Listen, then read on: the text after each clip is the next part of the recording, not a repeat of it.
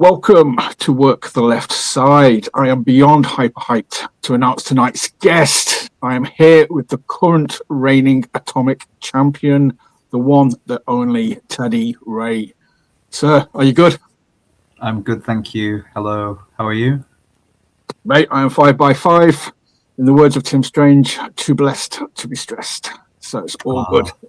Lovely. I'm kind of 5x5, but I'm actually 5'5".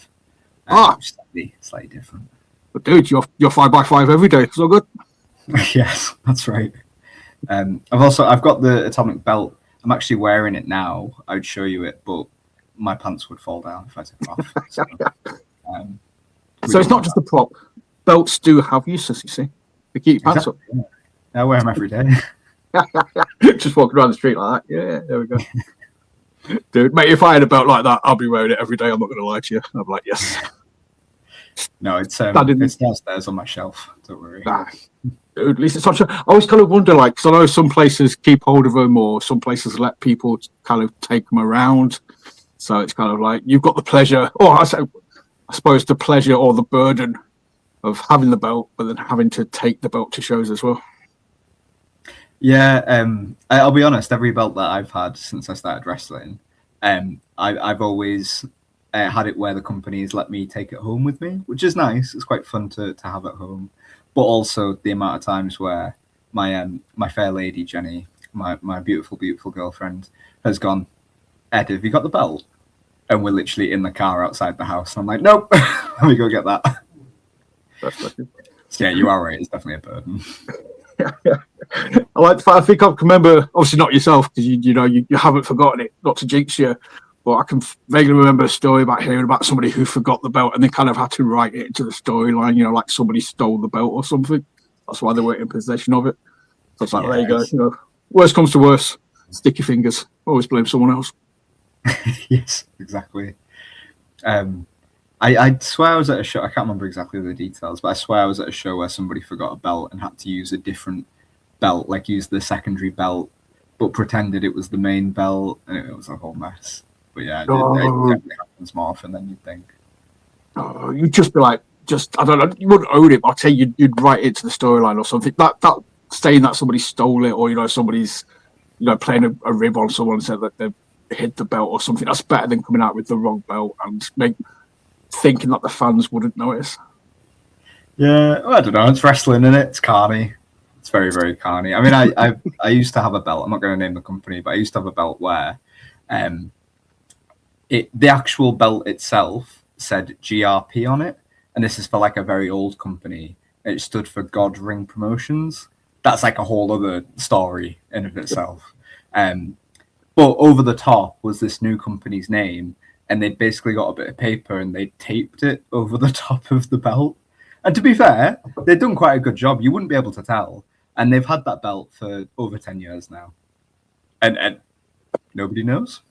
They do now. Well, they do now. I've got the next time people will be like that. Oh, I can see the tape. It's just there is, yeah. Dude, that's crazy. But like I said, it's the wonderful world of wrestling. If I'm saying one thing, then it's somebody else can do something else and be like, okay, that actually works. That's pretty cool. It just makes me laugh because I'm thinking if you can pull that off, you could literally come out with a different belt every show and just see people notice, or see if that can become like a running gag or something. Like, oops, it's a different belt. Yeah, you probably could. To be honest, I think you could just get away with it for ages. I don't think the crowd would even notice. I don't know, man. You say that, but there's always those guys there at a show that will just pinpoint everything, and they're just like, "No, I'm going to rag all over that on the socials." Like, what a shocking promotion! I was about to say, what you mean, like Jeebus, but I don't know if he would rag on it. To be fair, no, he wouldn't rag on it. A highlight package, wouldn't he? Yeah, he'll probably just pixelate it out or something just to cover it, just to hide the blushes of the promotion. He's that kind of guy. Like, I don't want him to look bad, so we'll just pixelate the belt so nobody notices. Mm-hmm. Bless him. But dude, obviously, like I said before I hit record, I've been wanting to chat to you for ages. The stars didn't align until recently. But obviously, mate, yeah, I mean, I've kind of spent a lot of 25 bigging up Atomic. They are by far like one of my favorite promotions from a lot of stuff that I saw last year, late 24. I think the thing that got me into Atomic was the Pursuit invasion. Anybody knows me, anyone knows we're at the left side. We love Pursuit. So as soon as I saw them turning up in Atomic, I was like, oh, I've been meaning to check them out. Now's the best time to do it. And that sort of 4-on-4 tag match, dude, obviously you was involved in it. Blew me away. And obviously, you just being the marathon man in that match, I was like, right, this guy is awesome. Straight away, I was like, okay. I'd heard of what you've been doing, but I never got a chance to watch any of it. And then I watched that, and then I just went down that rabbit hole, dude. I was just like, right, full Teddy Ray. It rained Teddy Ray. I was just watching your matches. But how did you find the Pursuit one? That must have been fun. It was fun, yeah. I really enjoyed that match. I do think that in my since I started at Atomic, I always thought Atomic was something quite special. So it's quite a nice full circle moment for me, obviously coming back and then winning the belt and everything. But I think that really was the match where things started to click between me and the crowd. I'll be honest, like the first match I did, I was a bad guy. I was a heel. Second match I did, I was face when I wrestled Scott Oberman. People started getting behind me a bit. And then I started doing the bite.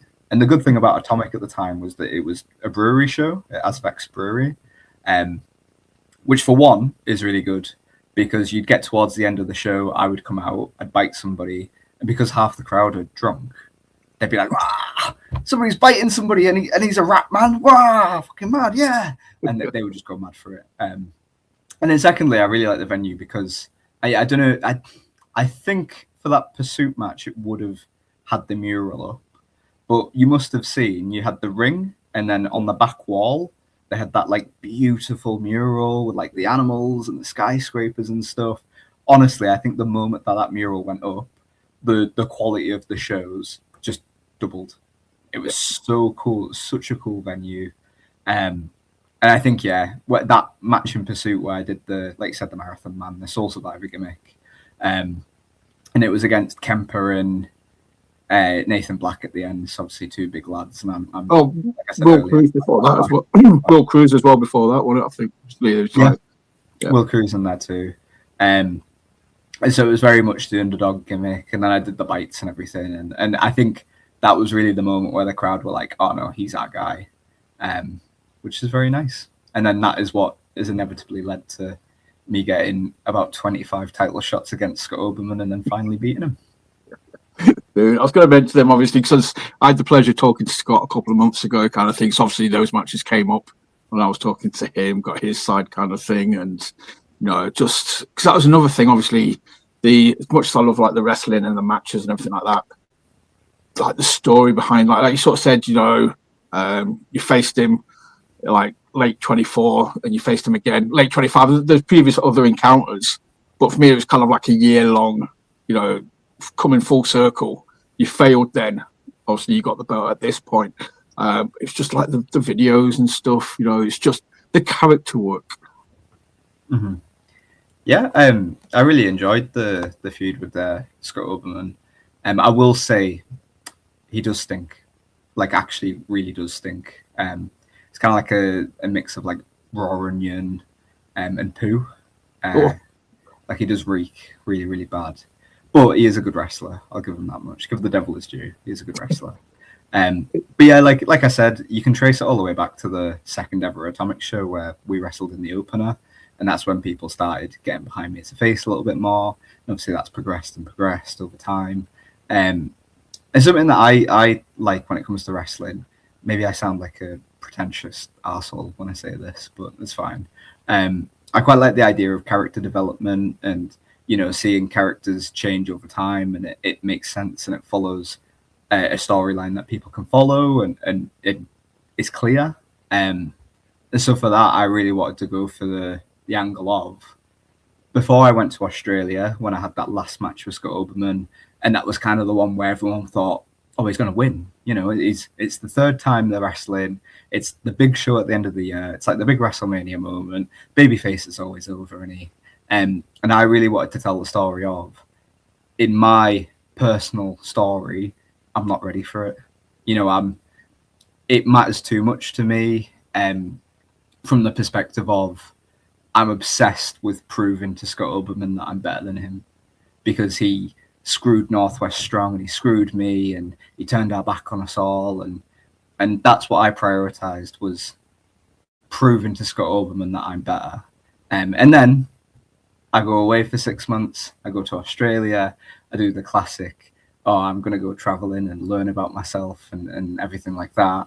And then I come back and suddenly my perspective is completely different. I'm not getting overly emotional about Scott Oberman and proving that I'm better than him. Instead, my perspective is now, I don't need your validation, Scott Oberman.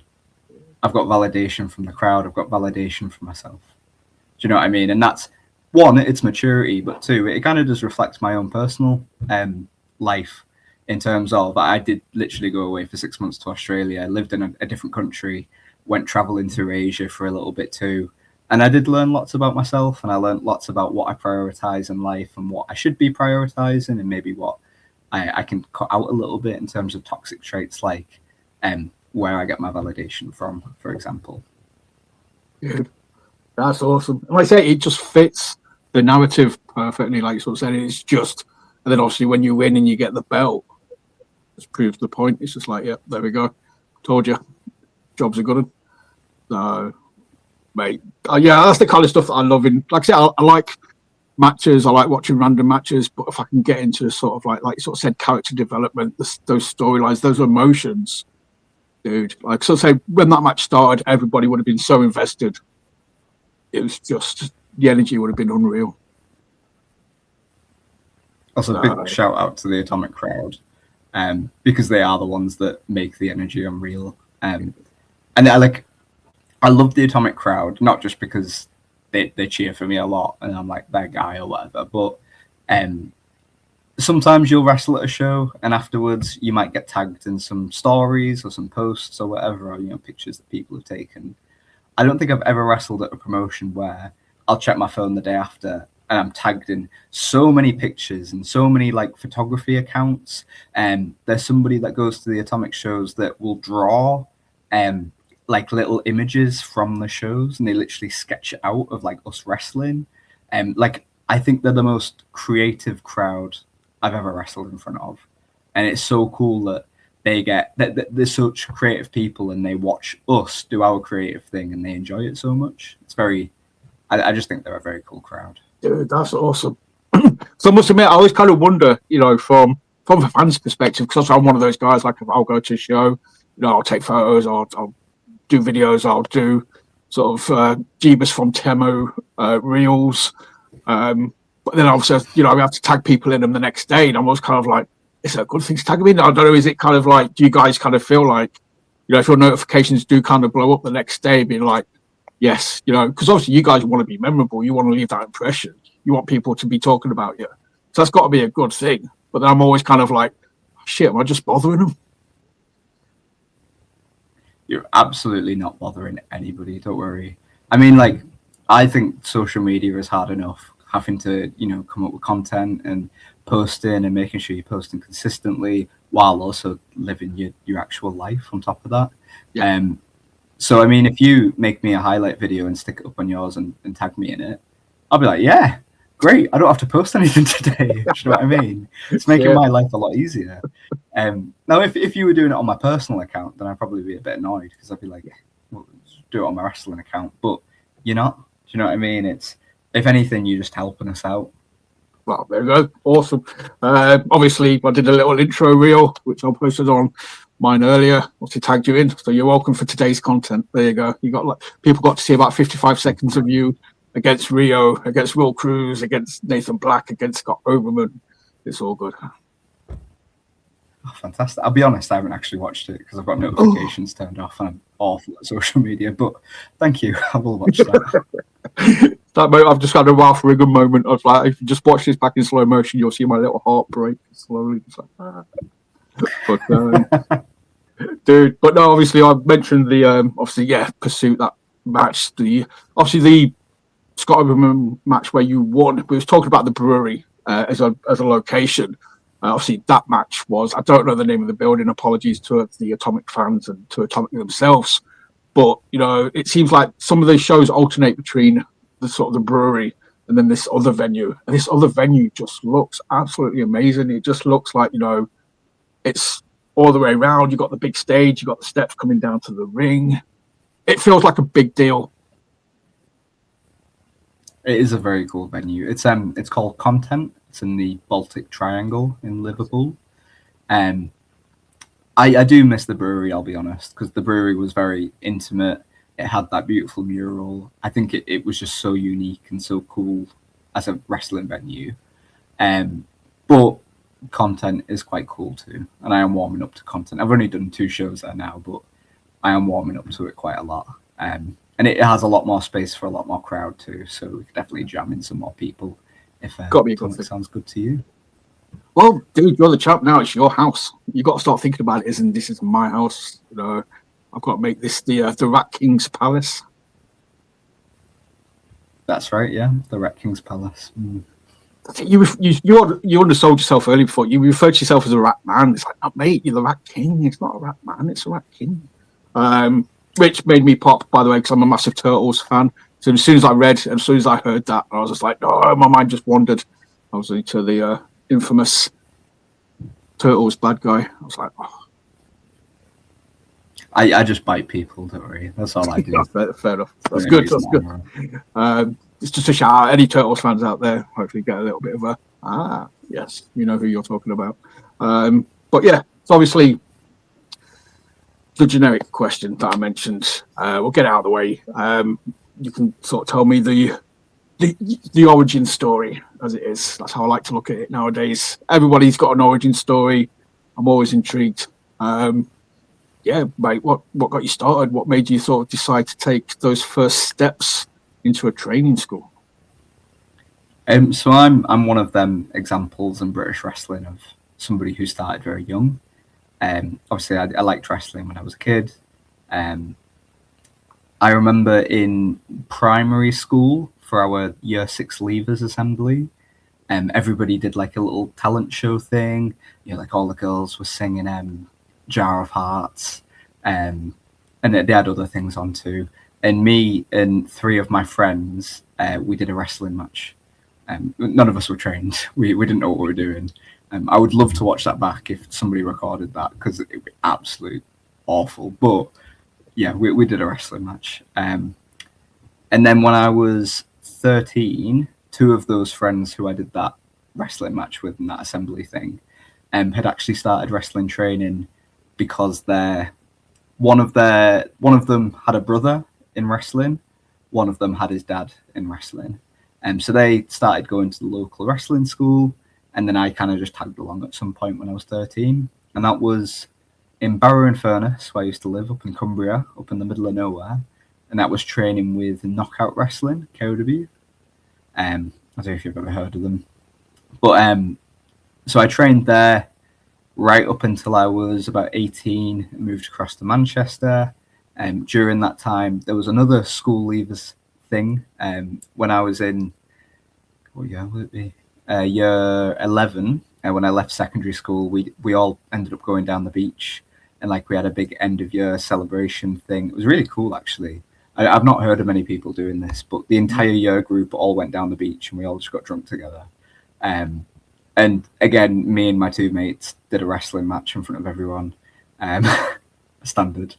And then, yeah, when I was 18, moved to Manchester, started training with Future Shock, amongst a couple of other different schools in Manchester at the time. And I've kind of just stuck to mostly Future Shock since then. And then obviously last year I did a little bit of traveling in terms of lived in Australia for 6 months, trained with PWA and AWS while I was out there, met lots of really cool wrestlers, did lots of cool things out there with a couple of different companies. And then I did actually train in Vietnam, which is quite cool. In Saigon, did a little one-off session there when they'd reopened their school, with Vietnam Pro Wrestling, and then came back to the UK. And that's kind of my training story, at least. So I started when I was 13. Dude, that's crazy. Obviously, we'll go back to the Future Shock thing in a minute, but yeah, Australia. I'm always curious as to how talents or people are received. When they sort of traveling, but especially because you was over there for like 6 months as well, so you would have become kind of like, you know, like so you go into the schools, you're training with people, you know, people are knowing your face. You're not just turning up, doing a show, going home again kind of thing. You're there week in, week out. Yeah, and Australia as well. There's, you know, every now and again, there's people come out of Australia that make it huge. You know, they've got a good legacy as a country for wrestling. What was it like over there? Did they sort of take to you nicely, or were they just a bit like, hang on a minute, who's this guy? Yeah, was it, again, culturally, is it any different to over here? I think the biggest cultural difference out of everything is that we call it Mackies and they call it Maccas. I could not wrap my head around that at all. I still can't. No, Australia was amazing. I loved it out there. We were only there for 6 months because Jenny's got family here, young family who were growing up, so we didn't really want to miss out, you know, too much time from being at home. And that was kind of the compromise we made, was we'll go, but only for 6 months. But in them 6 months, I had a great time. We were there during autumn and winter, but even with that being the case, I don't think it went under 10 degrees the entire time we were there. It was just sunny all the time. Walking around, everyone's in big puffer jackets. Me and Jenny are in t-shirts, like, it's fucking summer. Honestly, it was great in terms of like weather and just generally how the culture was and how the city was. We were living in Sydney. Just everyone was really nice. Everyone was friendly, talkative. It actually really made me go, oh yeah, everyone in the UK is just miserable. Like, everyone's so sad. Because it's so cold, man, that's why. Yeah, it's because the weather's awful here. Yeah. I completely get it because I'm now miserable again, not that I live here. But in terms of wrestling, the wrestling scene out there is really cool. It felt to me, it had very similar vibes to what British wrestling felt like in that sort of boom period we had in, you know, 2016, 2017, 2018 sort of time. It felt like that sort of pre-boom right before things blew up. Like the crowds are so easy. They just make noise for anything. I think maybe because it's Australia, so again, everyone's quite active and gives energy, and maybe a little bit of that too. There's definitely a lot of rowdy drunk people at shows, but it's great because it just makes it so much easier to work them. They just make loads of noise for you.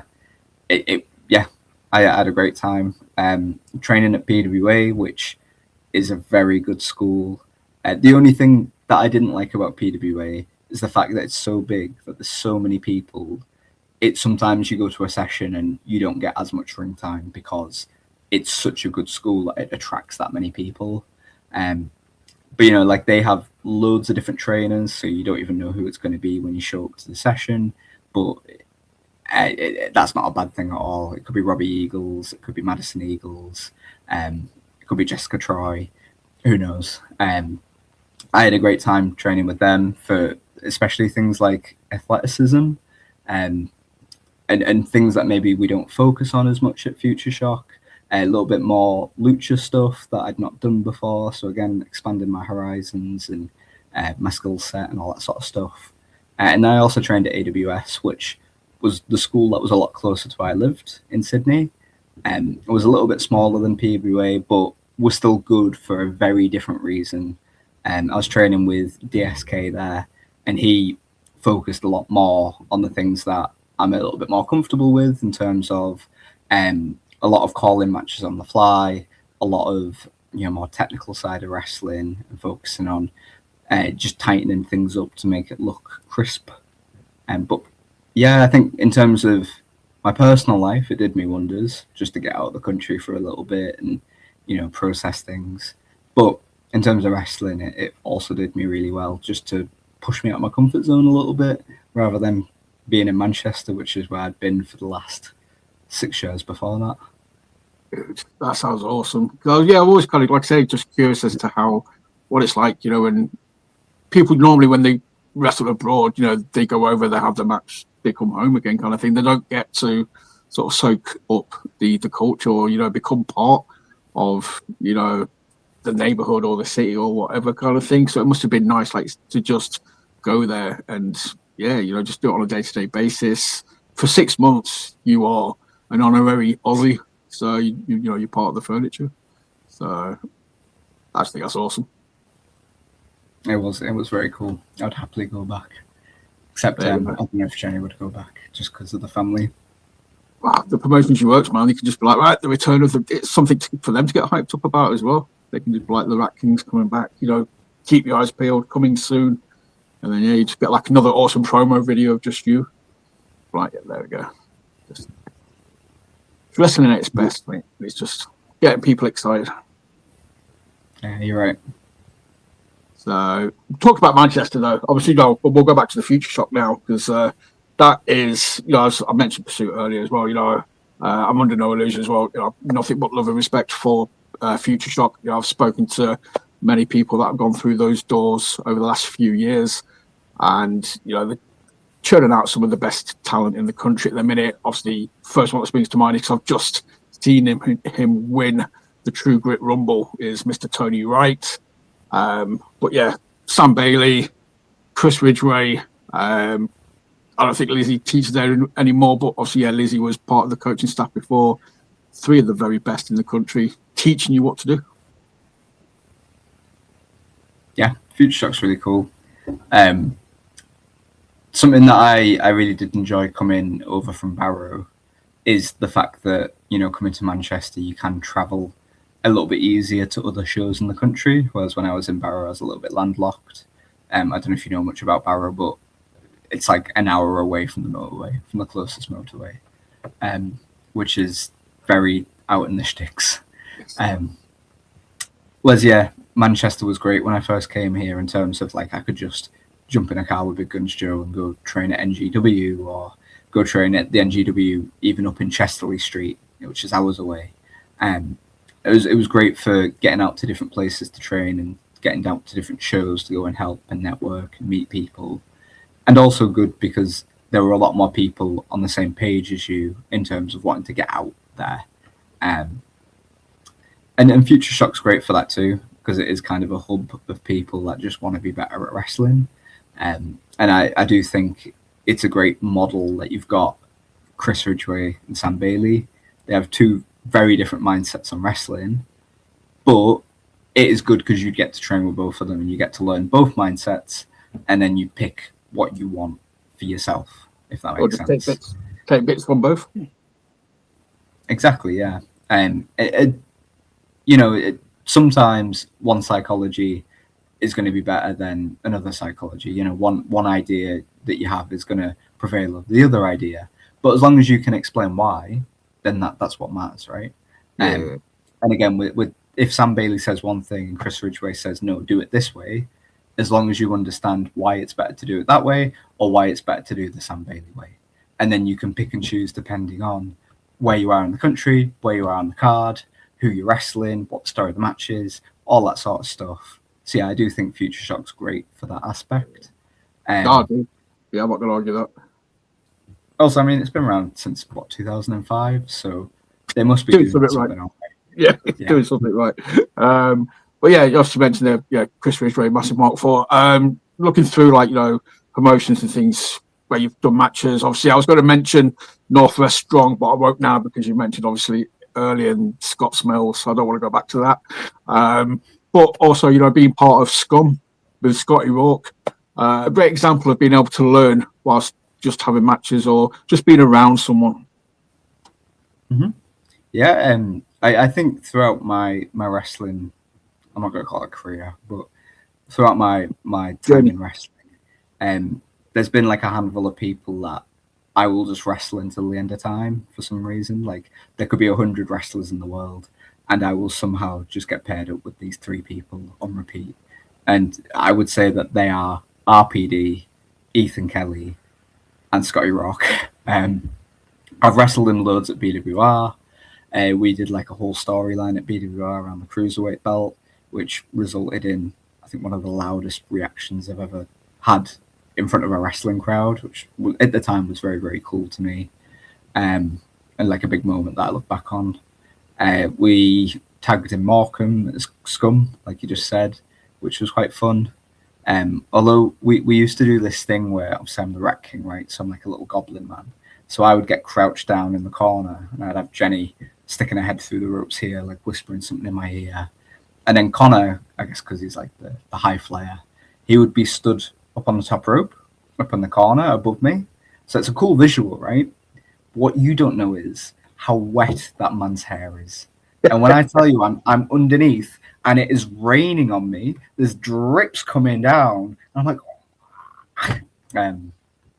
so yeah, Scum was good apart from getting covered in wet conditioner droplets off his hair. There's sweaty showers. But yes, exactly. And then we have also wrestled at Catch quite recently, actually, at the last show that they did at the Bread Shed just before Christmas.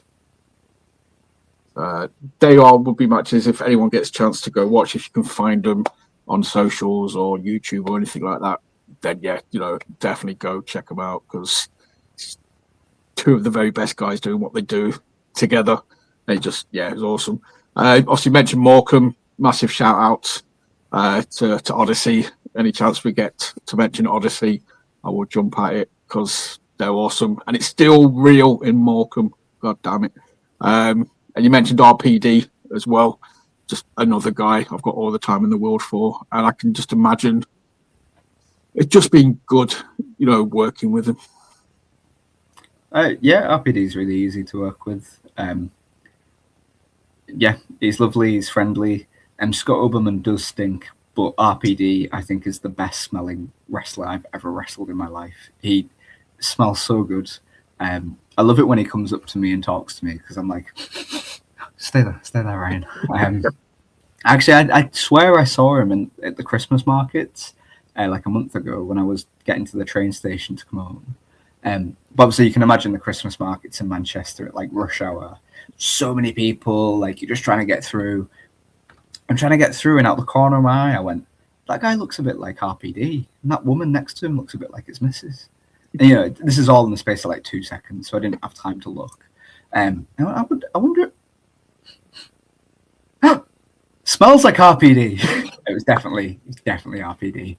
I've not spoke to him about it, but I swear it was. I think we just walked past. He probably didn't even realize it was me because there were so many people, but the smell gave him away. Dude, I'm so clipping this moment. This moment's getting clipped. He's getting tagged like the best smelling man in British wrestling. Damn right. But he's lovely to work with. Lovely guy. Really easy to work with because there's such an easy story there of if he punches you, it's not going to be good. Because I think he used to play golf, didn't he? So like he's got really strong forearms. He's got a good swing. He's got a good swing. Yeah, exactly. Like uppercuts and stuff. Like he's quite good at. Yeah, exactly. Sorry.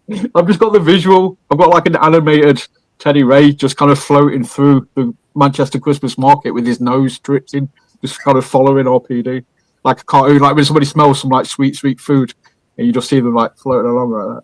Just imagine you going like that. He was with his missus though, so I had to chill. I had to control myself a little. Dude, obviously, sorry, go on. No, like go. It's fine. I know you mentioned Northwest Strong before. Yeah. It probably is a good shout to talk about Northwest Strong. I don't know if you saw that we are officially back as of the 1st of January. I didn't. Oh. No, well, I mean, we didn't really ever go away, but we're kind of back.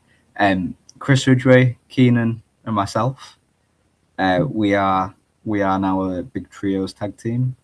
We all have really good chemistry with each other and are 100% on the same page, and we don't disagree on anything. And we're a really good tag team. And I believe Chris and Keenan will actually be tagging with each other at the next Catch show on Monday. Oh, okay, that's cool. Well, I'll keep my eyes peeled for more details, and I'll try and get stuff shared so people know about it as well. That's awesome. Again, yeah, kind of mentioned, Chris Ridgeway, been a fan of his since like sort of day one. My little minor claim to fame is back in the day in his early doors, he kind of won like a Money in the Bank tournament. I can't remember what promotion it was for. He had like a briefcase My artwork was on that briefcase. Oh wow, that's really cool. It was just like a painting of just Ridgeway. So yeah. Was this Chris Ridgeway with hair? Yeah. He had kind of like sort of flockish, not long, but yeah, just a nice amount on top. So Chris is also from Barrow, also from the training school that I started at. So he literally, like, my first session when I was 13, he was like the one that showed me how to run the ropes. So it's quite cool that I've grown up around Chris, and obviously, like, he's a bit of a mentor, come friend. Yeah, he's fun, and he is I will say about Chris, he is one of the most boring people you'll ever meet. He's so bland. Like, he's not funny at all. When I, like, you'll tell him jokes and stuff, and like he just stands there and he just straight face, and he talks to you about like stats and like stocks and stuff. And I've just got like a British Lance Storm. Basically, he just needs to start going out to the ring and be like, if I can just be serious for a minute. I want to talk to you about stocks. I'm going to talk to you about these stocks. He's like, no. No, I'm just kidding. He's just really strong because he's Northwest strong, and we're all strong in Northwest strong. So that's awesome. Again, anytime you just mentioned there, like working as a trio. I love sort of tag team wrestling. I love factions. I love anything that involves more than one person. Just the idea of you three guys turning up somewhere, and just running roughshod or just doing whatever you want to do, and it being like, well, who's going to stop you? Because you're Northwest strong. Exactly. Well, who's going to stop us if there's three of us? Exactly. That's what I mean. You can just turn up anywhere. It'd just be like, no, mate. This is what we do. You can come and try and stop us if you want. Ain't going to happen. Well, in order to stop us, you'd have to walk over to us, and you've only got 2 legs, but there's 3 of us. So, like, I'll grab a leg, Keenan can grab a leg, and then Chris doesn't even have to do anything. Do you know what I mean? Like, who's going to stop us? Honestly, we are unstoppable. You grab the legs, you can start talking about stocks and stuff, and just tell them to sleep. Yeah, exactly. That's the business model. Dude. But yeah, obviously, talk about Manchester earlier. That's what I was going to sort of say. Said since you moved to Manchester, obviously it's great for traveling and stuff like that. But it's just the scene itself as well. We mentioned Northwest Strong, but just the Northwest, the wrestling scene itself. Like we've mentioned, Atomic. You've got TNT, you've got Wrestle Island, you've got Infamous, you've got Odyssey, you've got GPW, you've got another dozen promotions that I can't think of at this moment in time. It's crazy. Obviously, I'm based in Yorkshire, and I kind of like to think we've got a decent scene here. And then you've kind of got Newcastle, which has got a really strong scene. Hopefully I don't get shot for saying this, but the Northwest, the fact that I can just reel off all these promotions, it's just, dude, yeah, that's got to be in contention for being like probably the best area for wrestling. I do think we're a little bit underappreciated as a whole in the country, because a lot of wrestlers that are in the southern areas don't really know much about the Northwest scene, and they kind of think that the South is the best because you've got your Progress, you've got your Hustle, you've got your Rev Pro down there. A lot of the bigger promotions, to be fair, are down in the South at the minute. But I think historically the Northwest has always produced really good wrestling. I think the only dip we might have had was during that period after COVID, where wrestling on a whole was just a little bit iffy sometimes. But in the years since, I think the scene has slowly built itself back up. And I do vividly remember just a little bit before I left for Australia, I think it was at a catch show I was at. One of the last shows I wrestled before I left, and watching some of the matches and being like, God damn, like the scene is doing well, like Northwest is doing well.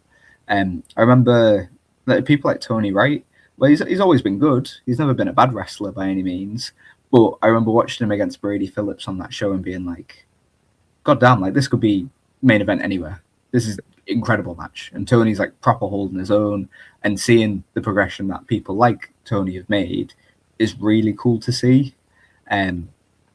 And I think, you know, when I left for Australia, I was like, I do feel like I'm leaving the Northwest scene in a much better place than it was 5 years ago. Let's say, you know, when it was 2020, we were just coming out of a pandemic. Whether that will go noticed by everyone else in the country at some point or another, I don't know. It depends on if we have the platform to show it off a little bit. But yeah, I completely agree. I think the Northwest is a really good place to be for wrestling.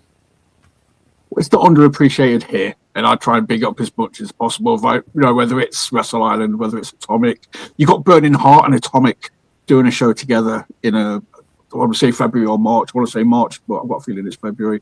But whenever it is, I've posted graphics for that show. Is, you know, it's just, yeah, I don't think it can be disputed. You know, just the talent that's coming out of the Northwest, like yourself, Scott, Tony Wright, Prince Pele, he's got Sam Bailey, Chris Ridgeway, Lizzie Evo, Harley Hudson. It's just Troy Ryan. It's not up for debate, in my opinion. Yeah, absolutely. We appreciate the Northwest anyway. So, am I right in thinking that you are a True Grit fan?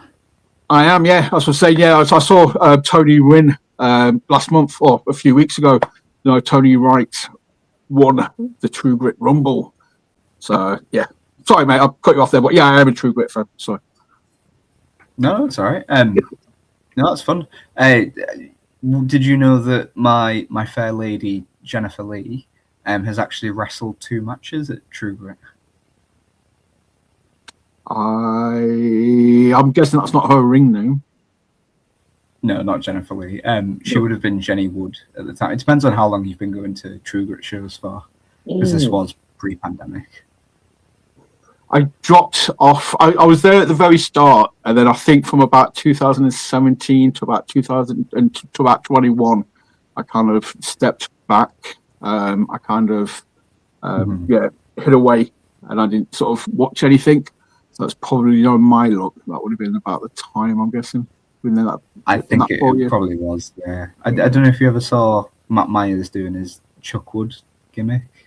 I saw it. I heard of it, but I never saw it, unfortunately. But yeah, massive fan of Matt Myers, but I never got to witness Chuckwood. Well, she wrestled, I think, a Rumble tag match at some point as a result. So yeah, there you go. I didn't know if you knew that or not. No. But I also, when I was in Australia, weirdly enough, met a guy who was from Yorkshire who was training with PWA. And I was like, oh, you're from Yorkshire? That's a bit mad. Like, nice to have somebody a little bit more local in Australia to talk to. And I found out, so his name's Cam Wild, and I found out that he was a massive True Grit fan before he actually started wrestling himself. And he used to get on told me about the fan bus that JC used to drive. Yeah. And then you'd get on the fan bus and Nash would be there, and Nash would be just being Nash. What else do you expect? Yeah, so even on the other side of the world, there's still people who like True Grit. There we go. Good job. The word is spreading. Now, obviously, they're on Triller. Hopefully, there's people all over the world that appreciate. I mentioned, obviously, Atomic and Burning Heart. I've got to guess, you know, you're the champ. You know, you are going to be representing. I don't know much details about it. I don't know how much you can say or if anything's been announced yet or anything like that. But, yeah, everything's just saying Atomic and Burning Heart on the posters. Is it going to be like an invasion thing? Is it going to be like a Atomic talent against Burning Heart talent, or is it just going to be an amalgamation of all sorts? I'm not too sure at the minute. I've not seen the card. I don't know what the matches are actually going to be. Yeah, I imagine there definitely will be Atomic versus Burning Heart matches. So, you know, people from one roster versus people on the other roster. Obviously, you've got things to think about, like the fact that Act 2 have just become, they are Atomic Tag Team Champions, as they already were, but they've also just won the Burning Heart Tag Team Championships last show. So obviously there must be a Burning Heart tag team that want to get the belts back to the right company. You know, things like that to consider. Yeah, I'm very interested to see how they book that show, what matches they're going to put forward. Obviously, I'm very interested to know who I'm going to wrestle, because that would be very intriguing. Whether we do Yeah. Atomic Champion versus Burning Heart Champion, and I think that's Haskins at the minute, isn't it? Yeah, dude, I was just sat here like, because I'm a twat for fantasy booking stuff, or I'll hear about a show and my brain just kicks in. I'm like, oh, what if they did this much? What if they did this much? And you just mentioned there about Act 2. I'm like, grizzled young veterans against Act 2. That was like, and then I was like, oh, Teddy Ray versus Mark Haskins. Mark Haskins is in my top 5 ever. So yeah, if I got to see you two guys go at it, mate, I'll just a stupid big smile on my face. Absolutely, yeah. I mean, even if it's not this show, I'm sure we can always do it later down the line. Dude, sorry, mate. I'm just trying to reel myself back in now. But that's again, though. We mentioned those other promotions. Burning Heart is going to bring a lot of eyes onto sort of the Northwest. So, I keep referring to things like the Northwest in Yorkshire and York, Newcastle and stuff. Hopefully it's not just me, but I kind of it feels, not in a bad way, but it kind of feels like, if you're a wrestling historian, you heard about the territory days, like the old school NWA, they had the territories where people would go from one to the other. I'm kind of getting that in British wrestling now. Like I sort of said, you've got this territory, you've got this territory, you've got this territory, and there'll be crossover for talent across the board, but each place has got its own core of talent as well. Yeah, I would agree with that. I don't know if I'd go as far to say territories would apply, but there is definitely, like you said, different areas where there's different core sets of talent, and there's not, I would say at the minute in the UK, there's not really too much crossover between them different areas.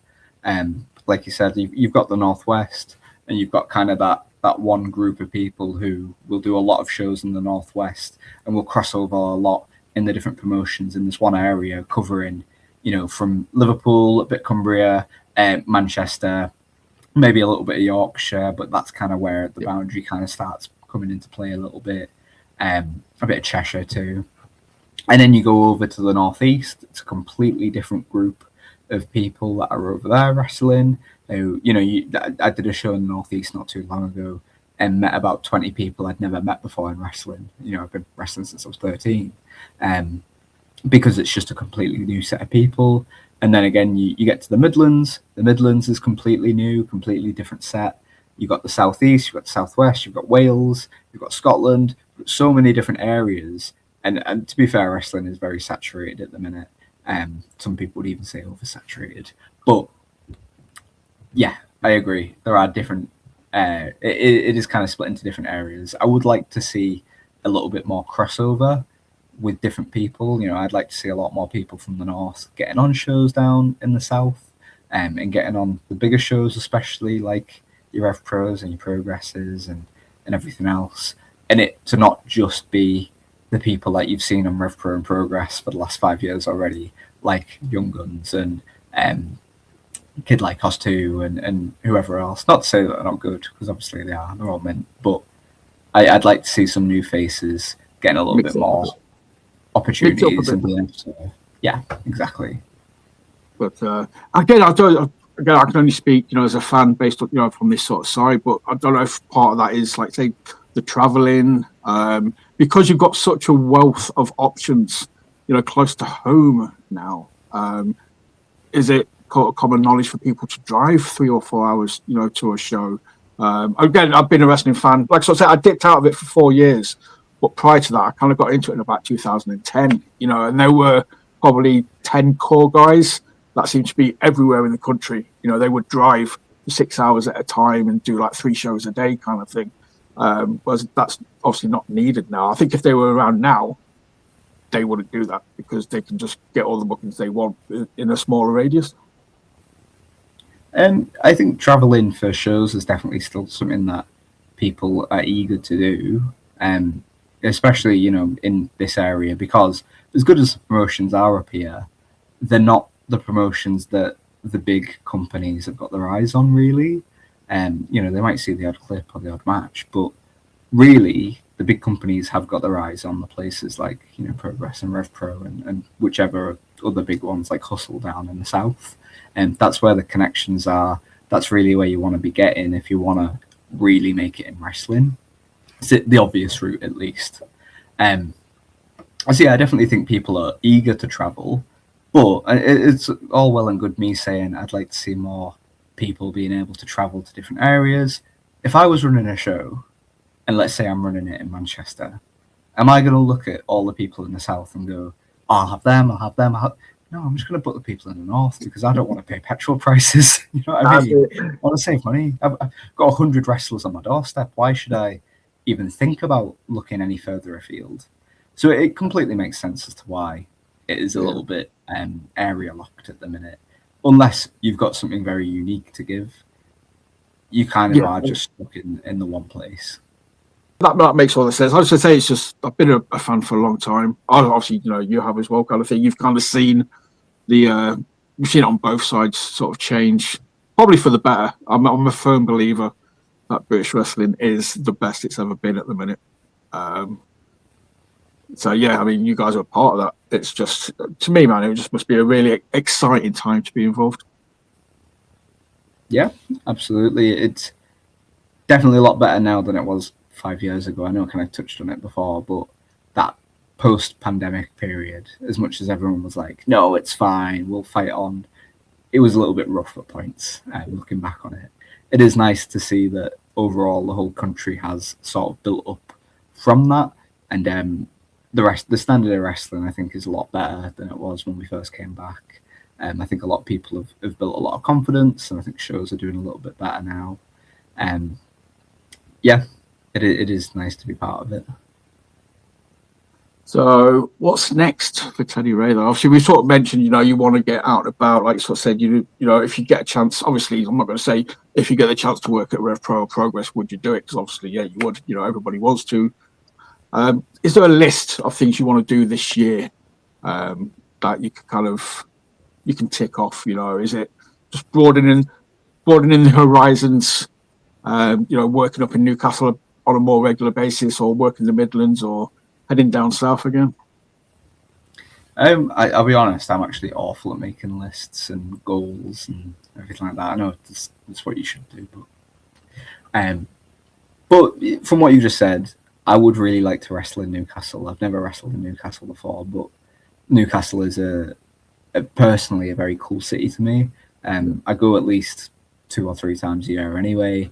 All of my tattoos. One tattoo I got in Sydney, but my other tattoos I got done in Newcastle. There's one for you there. So I do really like the city. It means a lot to me. It's where my family are from. So I'd love to wrestle. Obviously they've got wrestling in Newcastle, but they've also got North. I would absolutely love to do North. After I did the brewery shows at Atomic, I'm like, I'll just bite everyone, and people will just go mad for it. Come on, book me. I would like to wrestle in the South a little bit more. That's been a goal of mine for quite a while now, of getting out of the Northwest a little bit more and into some new scenes and meeting some new people and showing them what I'm all about. I just like to make a good impact, though. I think, I'm not bothered about being rich or famous. I'm doing this for a creative outlet, really. This is where I get a lot of my joy from. It's where I get a lot of my creative satisfaction from. If I can help build the Northwest and build the scene up a little bit more, whether that's helping out at training or just giving some of my weird ideas that my weird brain comes up with to some people, and it helps them and makes something click for them, then great. That's what it's all about, right? It's like passing it on to the next generation of wrestlers and making it so when you go, well, I say when you go, not like you're going to die or anything, but when you stop wrestling, the next crop of wrestlers are going to be better than what you were. And that's the idea, right? And it continually improves and gets better, and then the business is better for everyone. And then at some point along the line, hopefully we all start making a little bit of money, because we're all a bit skint, I'll be honest. Yeah, that'd be nice. That definitely would be a cheeky bonus. Obviously, we mentioned I prefer to like the Rat King thing earlier on when we were talking and stuff. And again, I mentioned I like characters, I like character work, I like just being able to get emotionally invested in somebody. It's easier to do when there's a character. But you mentioned there about having the creative mind. Anything sort of sources wise, obviously you've kind of got this Rat King character. What's your sort of I don't know, I'm always curious as to where people pull influences from, because it can't always just be wrestling. You know, it's got to be like from music, or it's got to be from films or comic books, or there's so many different sources of media out there that it's just you can be cherry picking stuff. Yeah, might be a little bit of a long-winded answer, but I do think no matter what you watch, you're going to absorb different things from it anyway. At least that's how my brain operates. Is when I'm watching stuff, I'm half enjoying it, but half of me is picking it apart and going, well, why have they written it in this way? Why have they done the twist like this? Why have they built up to it like this? Like, what's the rhythm of this thing I'm watching? That's how my brain works when I'm watching stuff. And the thing that I like about wrestling on the independents is you're going to have different stories at different promotions where you're wrestling. So, for example, at Atomic, I'm very much a good guy. I have a great time with the crowd, a little bit cheeky, but, at the end of the day, like, I'm a bit of an underdog, a bit of a, yeah. And I go to Morecambe, I go to Odyssey, and I'm kind of like the complete opposite. And in my head, I like to think that these two characters had the same childhood, at the core of the same person, but at some point in their lives, it's diverted, and they've had very different lives at one point or another, and that's resulted in very different perspectives and different ethics and morals and different decisions that they're going to make. And at each promotion that I work at, obviously I've got a different story because the crowd reacts to me differently. The crowd might not know who I am. They might love me. They might hate me. When I'm wrestling certain people, again, it's a completely different storyline, completely different set of circumstances. So I like the idea that, at some promotions I can put forward that I'm a bit cheeky and a bit funny and, make people laugh. And at other promotions, I'm actually really serious and like, I'm going to rip your head off. I like the range that you can kind of play around with a little bit. And like I said, when I'm watching stuff, I can pick up different things and use it for different promotions. If I want to be serious, something that I've been getting into a lot recently is The Witcher. And if I want to be broody and serious, I'm going to watch Henry Cavill and I'm going to be like, oh, let's see what he does. Trying to think off the top of my head, like other things that I'm awful at trying to think of examples. But other things that I watch that do kind of inspire me a little bit and I get a lot of ideas from. To be honest, I would just say just everything I watch. Yeah, I'm like a big sponge. I'm like that yellow dude that's sat behind you. Yeah, that one there. Yeah. I'm ready. But dude, that's it. Again, I'm a massive film nerd. I'm a massive film geek. So all I do most days is hopefully nobody from work's watching, but I work from home. I'm sat on my laptop. I'm just watching films all day, every day when I'm working, kind of thing. So yeah, I just think, like I said, so much stuff sort of without you even knowing it, subconsciously, it kind of just embeds and it plants in your head. And I can quote a film without even knowing that I've done it and just be like, oh shit, it must have left an impression on me because obviously I've remembered something from it without even realizing it. So there's so much out there that you're never short of an influence or two. Absolutely, yeah. What's your favorite film? You won't have heard of it, dude. Whenever anybody asks me this, I'll always say it, and they're like, "Huh?" But it's True Romance. I had no idea. I don't know why I asked anyway, because I don't really know that many films. But yeah, it always makes me feel really bad though. I've just had another heartbreak. At some point, somebody's going to ask me that question. I'm going to be like, "Yes, mate, it's True Romance with Christian Slater, Gary Oldman, and all those guys." And they're going to be like, "Oh yeah, shit, I've seen that film." I'll be like, "I'll just pass out or something." Dude, I've just clocked the time. I said I would keep you for about an hour, which I have done. Matey, I just want to say thank you so much. It's just been a genuine pleasure. Just sitting down, talking for an hour, chatting wrestling. Mate, hopefully you've had a good time and had some fun. Yeah, absolutely. I just chat shit for about an hour, so I've had a great time. That's it. When all else fails, just talk wrestling. It's good times. Dude, do you want to plug your socials and let people know where they can see what you're up to and upcoming shows? Absolutely, yeah. So I'm at Teddy Reay, TEDDYREAY. Don't forget about the A in Ray. I will be at. Oh wait, no, I won't. I won't be at Catch on Monday because I'm not wrestling. But my friends might be wrestling, but I won't be there. And then I've got. Actually, I need to double check. I've got quite a few shows next week, I think. And then next weekend, not this weekend, but next weekend, I've got Odyssey on the 31st on that Saturday. And then on the Sunday, I actually am wrestling at GPW, which I haven't wrestled at since I was 17 or 18. So it's quite cool to be back there again. We love GPW, Grand Pro. It looks like an awesome card as well. There's a lot of quality people on there, so I'll be hyped to sort of try and catch some of the footage on the socials. I need to get over. I say, because I'm in Yorkshire, man. It's just I don't drive either. Sort of part of me is just like so kicking myself that I don't drive because I'd be over there every weekend. I'd put my kid in the back seat, like right, we're off to Liverpool or Morecambe or anywhere, just Blackpool. Just like yes, there we go. But yeah, if you can get to either of those shows, please do. Turn up, show some love, show some appreciation, buy some merch if you can. But yeah, if you're not following Teddy on Instagram, hit that follow button. My boy Ash, when he posts that this episode is uploaded, will obviously tag Mr. Reay in it. So there's no excuse. Just click on his name, click follow, and be entertained and get yourself to a show. But dude, I will say thank you very much for talking to me. And to everybody else, I will say hit like, subscribe, share, comment, all the generic stuff we ask you to do every episode. And yeah, Mr. Reay, thank you so much, mate. It's been an absolute pleasure. Thank you. Bye-bye, everybody. Everybody else, remember, always work the left side. Goodbye.